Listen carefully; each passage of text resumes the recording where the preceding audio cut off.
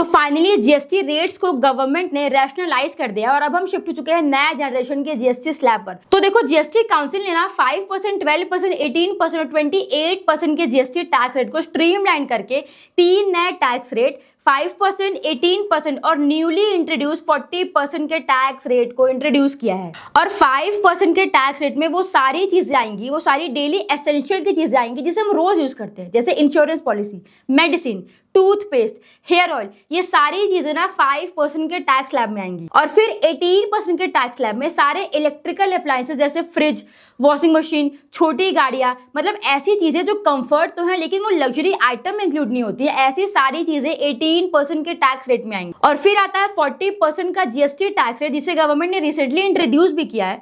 इसमें सारे सिन प्रोडक्ट यानी सिगरेट, पान मसाला, टैबैको, शुगरी ड्रिंक्स, ये सारी चीजें जो हेल्थ और सोसाइटी दोनों को हार्मफुल करती है, ये सारी चीजें ना 40% के टैक्स स्लैब में आएंगे। और उसके अलावा लग्जरी आइटम यानी प्राइवेट जेट, एसयूवी जैसे बड़ी गाड़ियां, ये सारी चीजें भी 40% के टैक्स स्लैब में ही आएंगी। तो चलो गाइस, अब इस वीडियो को सबके साथ शेयर करो और ऐसे इंफॉर्मेटिव कंटेंट के लिए मुझे फॉलो जरूर करें।